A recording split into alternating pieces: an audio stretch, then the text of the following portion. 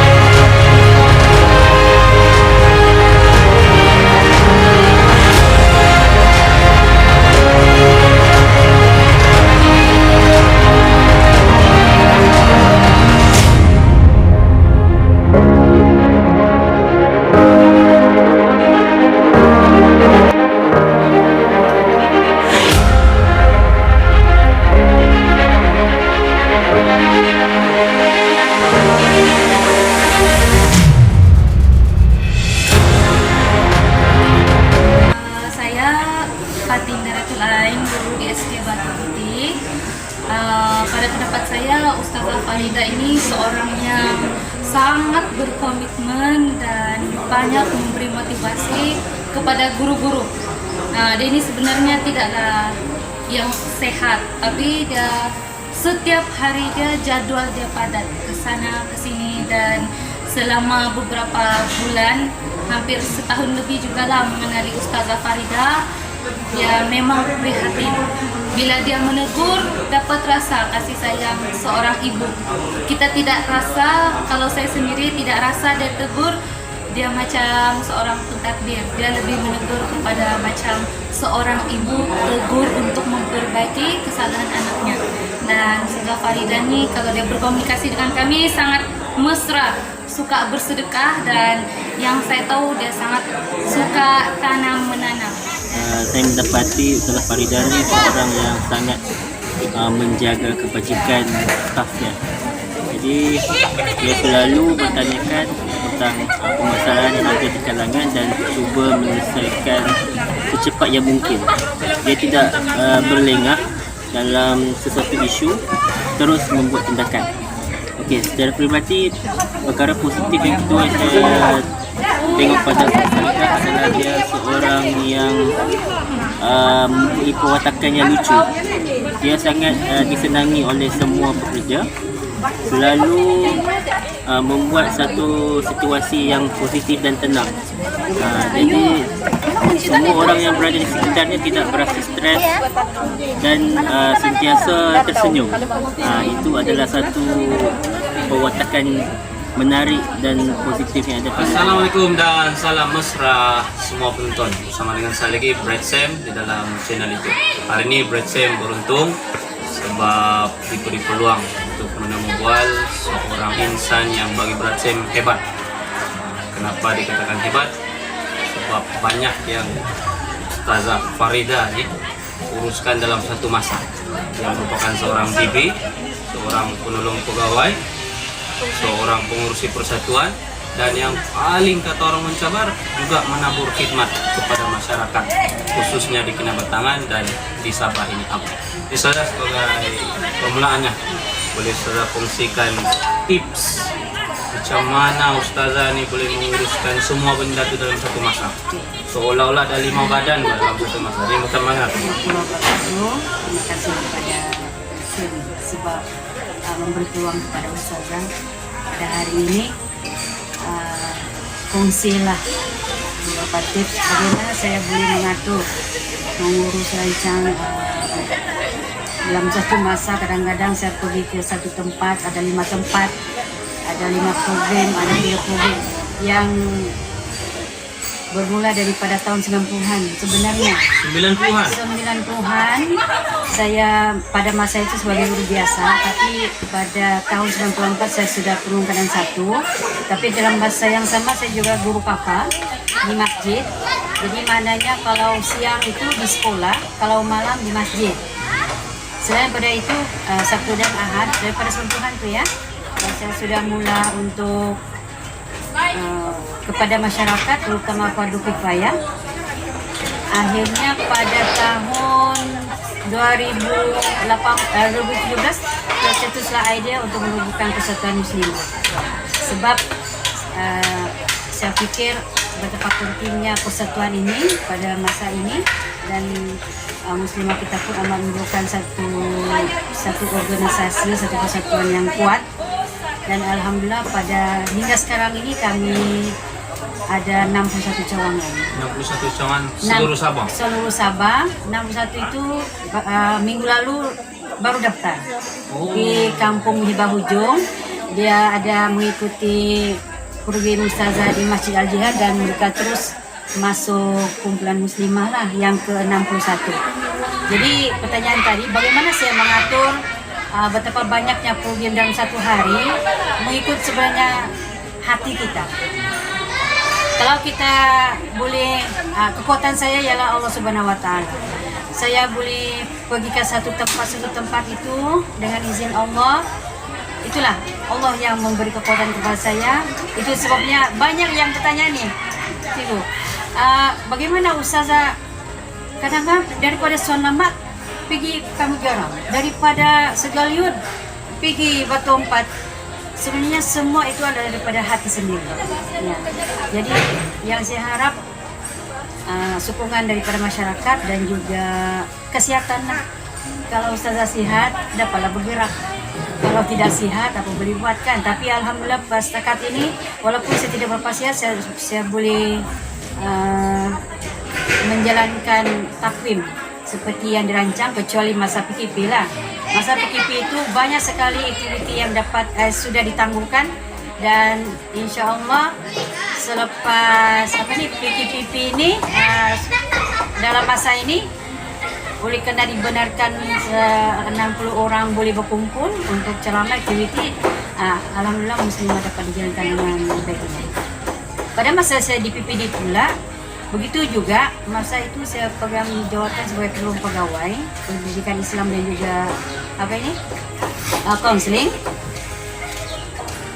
Paginya saya buat ceramah di satu buah sekolah, tapi petangnya muslimah. Pernah juga macam itu, tapi itu sebenarnya daripada sebenarnya daripada sokongan ketua jabatan. Kalau ketua jabatan tidak memberikan, memang saya tidak dapat bergerak. Tapi itu sebenarnya semua di lingkungan Ustazah ini semua memberi kekuatan, semua memberi semangat lah, alhamdulillah. Dan sekarang ni kita lihat sendiri pun hari Sabtu guru-guru dapat juga datang ke sekolah. Ya, semua memberi komitmen yang baik supaya untuk kemajuan anak-anak dan juga kemajuan sekolah. Kekuatannya daripada diri sendiri dan dengan Salah. Jadi mungkin kita masuk satu-satu dulu Salah.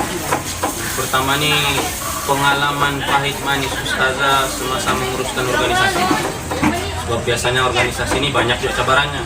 Ada yang cakap belakang, ada yang mengata, ada yang pura-pura puji dan sebagainya. Mungkin Ustazah boleh kongsikan macam mana pengalaman pahit manis Ustazah dalam menguruskan.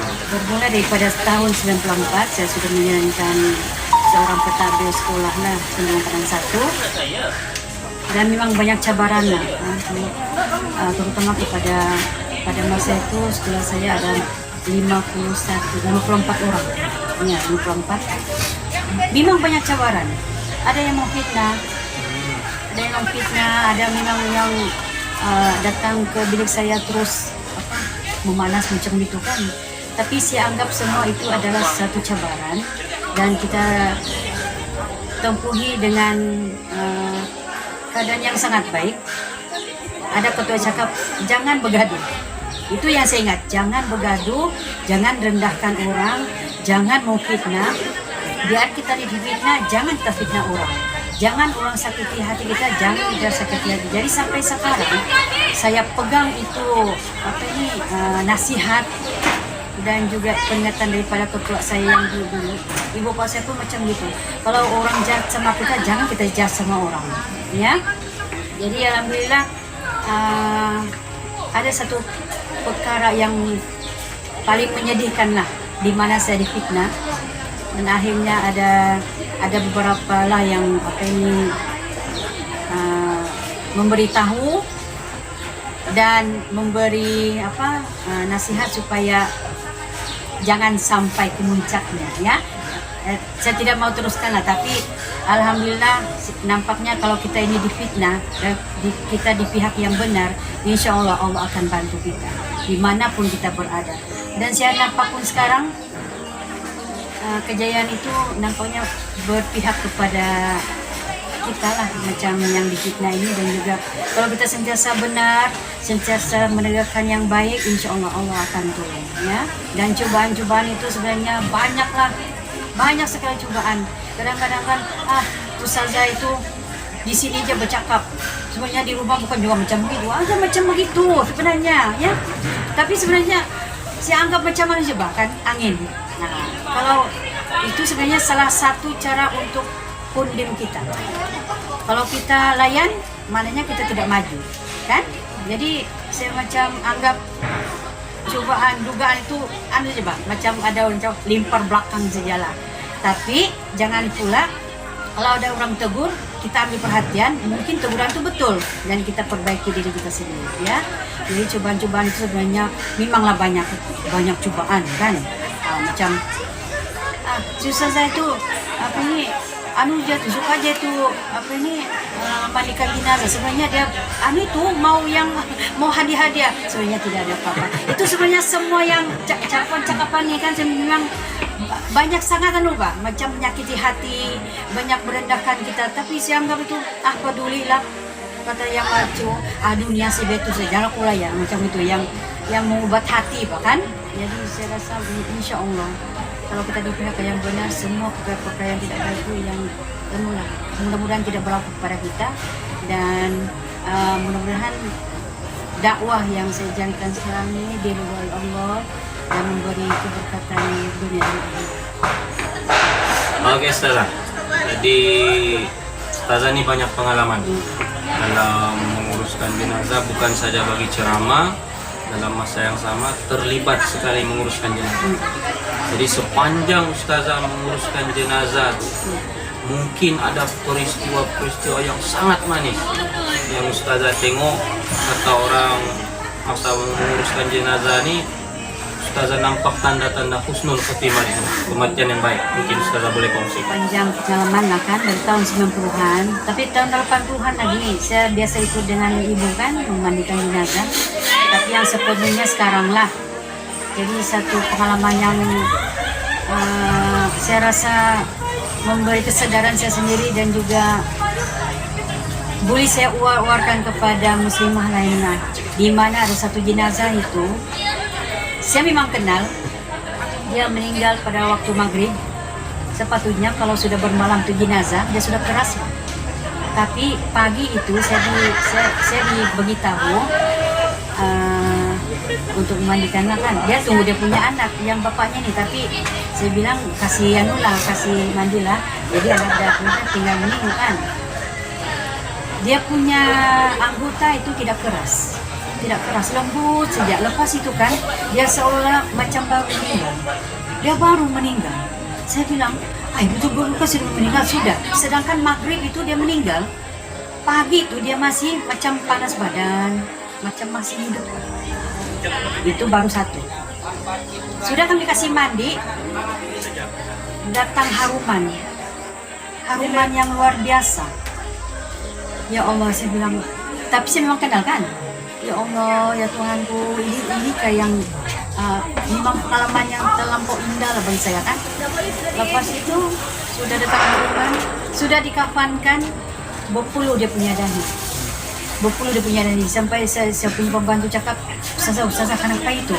Saya bilang sama anaknya, coba kau lap dia punya peluh bang sini kan.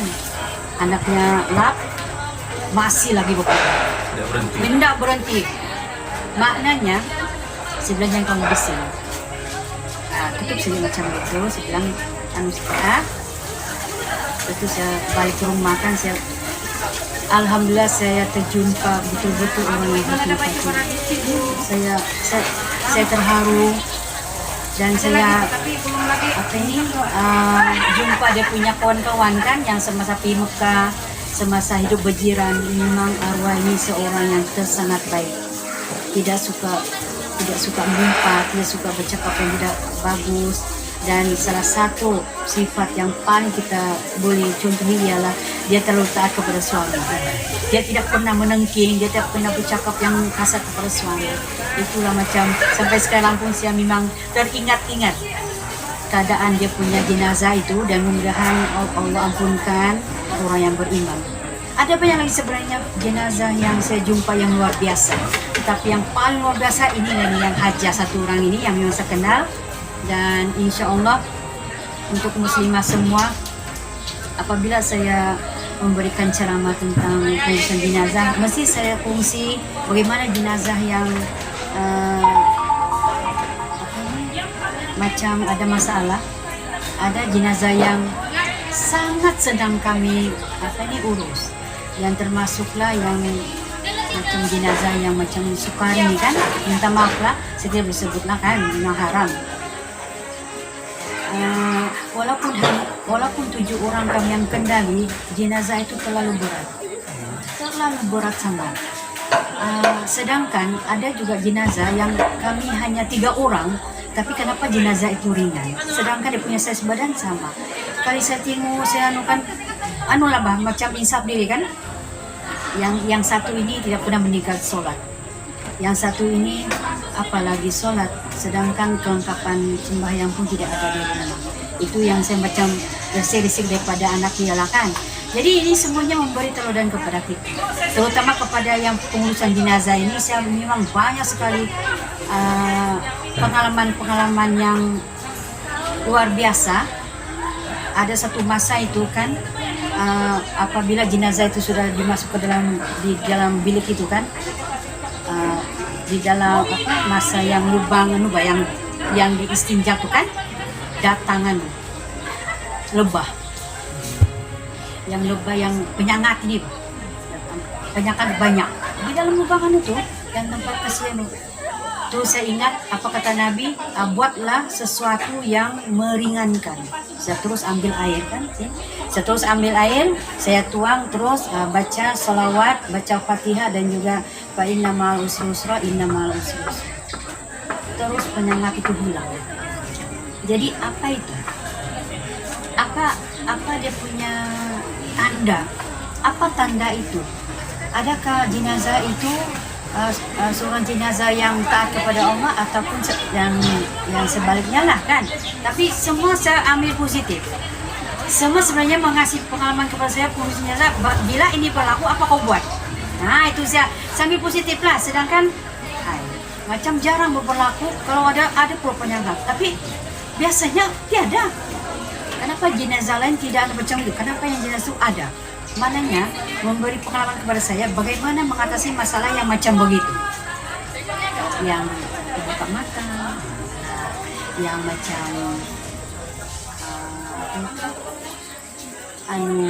yang keras. Itu semua menjadi pengalaman kepada saya untuk saya lebih mendalami ilmu macam mana mengatasi masalah itu. Dan alhamdulillah setakat ini semua masalah yang macam ada tiba-tiba datang tu kan, dapat diatasi dengan baik. Dan insya Allah apa yang saya dapat itu, ilmu itu semua saya kongsi kepada semua muslimah dan siapa saja yang mengenali jenazah. Kunci untuk urus jenazah ini berani. Kalau kita tidak berani, memang kita tidak dapat buat dengan baik. Dan apalagi ikhlas. Ikhlas kita buat, jangan kita ada orang meninggal, ini lagi dapat lagi yang duit, dapat lagi cincin emas, dapat lagi sarungkan, kain sarungkan. Itu tidak ada termasuk dalam saya sudah cakap kepada muslimah. Bila kita pengurusan jenazah, jangan pikir hadiah, jangan pikir ganjaran daripada manusia, kita pikir ganjaran daripada Allah Subhanahu Wa Taala. Itu sebabnya apapun, dimanapun, kalau ada orang yang ingin minta tolong memandikan jenazah, saya peduli. Sebab ganjaran pada Allah itu lebih tinggi daripada ganjaran pada manusia. Kan? Jadi saya harap macam semua lah, terutama yang terlibat dalam dakwah, terlibat dalam urusan jenazah dan terlibat dalam kemasyarakatan tadi, ikhlaslah kerana Allah Subhanahu Wa Taala. Jangan kita fikir ganjaran daripada manusia. Kita fikirlah ganjaran di akhirat nanti. Insya Allah derajat kita akan tinggi dan Allah sentiasa melindungi dan memberi pertolongan kepada kita. Oke, makasih pada Ustazah Farida. Jadi bersama dengan Brad Sam banyak input berguna kepada semua penonton, khususnya kepada wanita-wanita muslimah di luar sana. Ini merupakan bukti seorang tokoh muslimah yang berkerjaya dalam masa yang sama berkhidmat pada masyarakat. Mudah-mudahan selepas menonton video ini ramai lagi muslimah-muslimah yang lahir seperti Ustazah Farida. Oke, terima kasih. Sudah saya Farida. Terakhir Brad Sam, saya saksi. Kalau orang Sungai bilang tagason, okay, sebab non-stop. Pagi di sini, petang, malam dia masih boleh bergerak ke masjid-masjid surau. Hujung minggu dia boleh pergi ke Telukit dan Pinanga, dan saya rasa kagum dengan besar Ustazah Farida. Jadi mengenali beliau dari segi kepimpinannya, saya melihat beliau lebih cenderung memilih kepada laissez-faire dan sangat toleransi dan betul yang pasti kebajikan buruh, program di sekolah, program di pejabat, gerakan-gerakan aktiviti kemasyarakatan sebagai kuasa muslimah tidak tertinggal. Jadi saya sebagai seorang ibu, seorang guru, seorang pemimpin yang bersama-sama dengan beliau, kadang-kala terfikir di manakah masa beliau untuk dirinya. Jadi saya sedikit terinspirasi, ada inspirasi untuk menjadi seperti beliau.